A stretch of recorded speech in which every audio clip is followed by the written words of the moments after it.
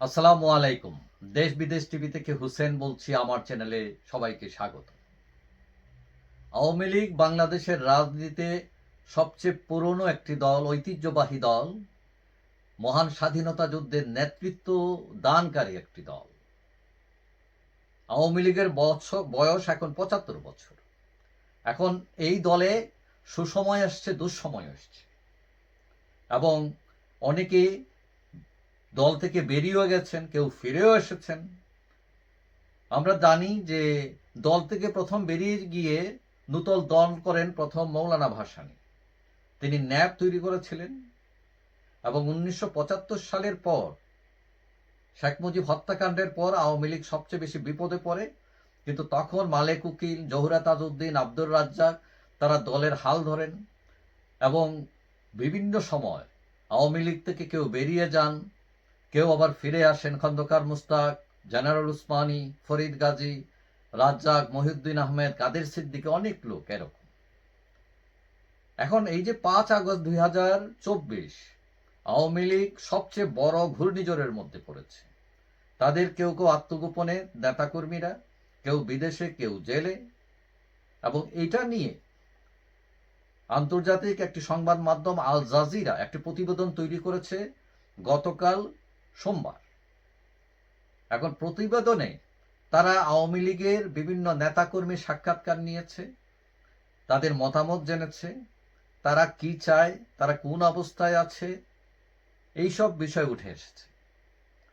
এবং ওই প্রতিবেদনে আওয়ামী লীগ নেতা বাহাউদ্দিন নাসিমের একটি সাক্ষাৎকার নিয়েছে তারা, এবং তিনি বলেছেন যে আমরা আন্তর্জাতিক ষড়যন্ত্রের শিকার।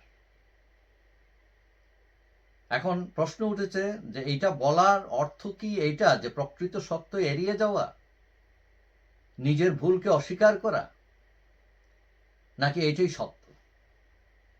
খুলনার সিনিয়র ছাত্রলীগের এক নেতা তিনি বলছেন, যখন শেখ হাসিনা হেলিকপ্টার দিয়ে চলে যাচ্ছিলেন তখন তিনি রাজপথে ছিলেন, আন্দোলনে ছিলেন, এবং এই অবস্থা দেখে তিনি একজন আওয়ামী লীগের এমপিকে ফোন করেছিলেন। তার ফোন বন্ধ ছিল এবং তখন তার মনে হয়েছিল যে তাদের সাথে প্রতারণা করা হয়েছে। আরেক আওয়ামী লীগ নেতা বলেছেন যে খুলনা থেকে তিনি গোপালগঞ্জে গেছেন লুকিয়ে, তারপর পরিচয় লুকিয়ে তিনি যান ঢাকা, এবং ফেসবুকে তার যত কিছু ছিল সব তিনি মুছে দিয়েছেন নিরাপত্তার স্বার্থে, এবং বাঁচার জন্য ছোট একটা ব্যবসা শুরু করেছেন, এবং তিনি আর রাজনীতি করবেন না। কৃষক লীগের সহকারী সম্পাদক সামিউল বশির তিনি বলছেন যে কমিটেড কর্মীদের বছরের পর বছর ১ পয়সা করে রাখা হয়েছে বলে তিনি অভিযোগ করেন। আবার চিকিৎসক সংগঠনের এক নেতা, যিনি নাম পরিচয় দিতে ইচ্ছুক নয়, নাম গোপন করে তিনি বলেছেন যে এতদিন গোয়েন্দা সংস্থার রিপোর্টের উপর দল চলেছে, দলের তৃণমূলের লোকদের কথা শোনা হয় নাই, এবং এটাই ছিল নির্মম বাস্তবতা আওয়ামী লীগের।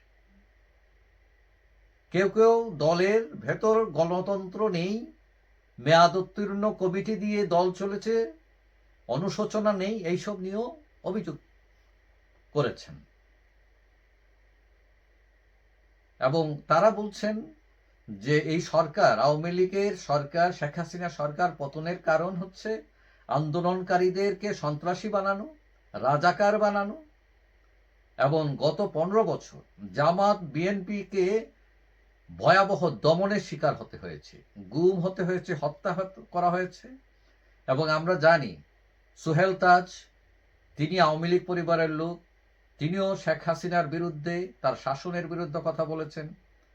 প্রাক্তন আওয়ামী লীগের কাদের সিদ্দিকী তিনি বলছেন যে এই যে দুঃশাসন হয়েছে এগুলোর জন্য শেখ হাসিনা নিজেই ৯০% দায়ী।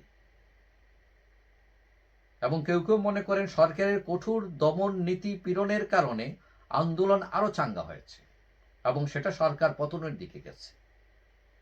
এবং আওয়ামী লীগ যেটা করেছে বা যেভাবেই হোক দাঁড়িয়েছে, যে ইসলাম বিরোধী দল হিসেবে তার ইমেজ তৈরি করেছিল আওয়ামী লীগ, সেটা বুঝেই হোক না বুঝেই হোক, এবং প্রচন্ড ভারত ঘেঁষা মনোভাবের কারণে ভারত বিদ্বেষী একটি মনোভাব আমাদের দেশে সেটা জেগেছিল নতুন করে। বিশেষ করে তরুণ প্রজন্মের কাছে। এখন আওয়ামী লীগের ভবিষ্যৎ কি হবে এটা এখন বলা কঠিন।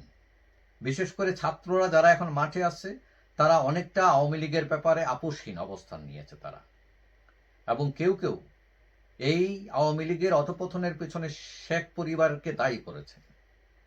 এখন শেখ হাসিনা অনেক ইমেজ সংকটে আছেন, দলে বিভক্তি বাড়ছে বলে ওই প্রতিবেদনে দাবি করা হয়।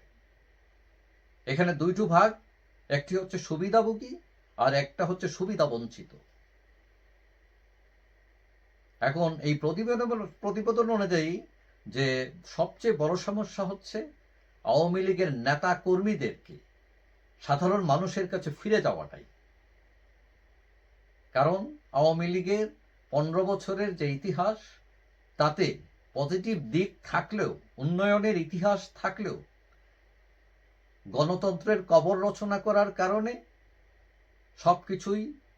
সব উন্নয়ন সবকিছুই নষ্ট হয়ে গেছে। কোনো রাজনৈতিক বিশ্লেষক মনে করেন ভুল স্বীকার করে ক্ষমা চেয়ে আত্মশুদ্ধি করে আওয়ামী লীগ যদি আবার উঠে দাঁড়ায় তারা পারবে। হয়তো সময় লাগবে, কিন্তু আওয়ামী লীগ এত বিশাল একটি দল, এটা তলিয়ে যাওয়ার মতো দল নয়। তার জন্য তার দরকার সঠিক নেতৃত্ব। তৃণমূল এখনো ঠিক আছে, এখনো এই দলের ত্যাগী সৎ মেধাবী লোকেরা আছে, যারা হাইব্রিড, যারা আওয়ামী লীগকে লিমিটেড কোম্পানি ব্যবসায় রূপান্তরিত করেছিলেন, তাদেরকে বাদ দিয়ে নতুন করে শুরু করলে সময় লাগলেও আওয়ামী লীগ দাঁড়াবে, এটা নিশ্চিত। তবে ভাঙ্গন হবে না বা হবে এটা 100% বলা যায় না। তবে অনেকে মনে করেন ভাঙলেও মূল স্রোত ঠিক থাকবে, এবং এই ছোটোখাটো দল হলে, এবং সরকার এবং বিরোধী দল তারাও চাইবে আওয়ামী লীগ ভাঙুক তাদের সুবিধার জন্য, এবং যদি ভাঙেও যারা ভেঙে চলে যাবেন তারা হয়তো আবার ফিরবেন, অথবা তারা ধুলায় মিশে যাবেন। যাই হোক, সবাই ভালো থাকবেন। আশা করি দেখা হবে অন্য কোনো ভিডিওতে, ইনশাআল্লাহ। আল্লাহ হাফেজ।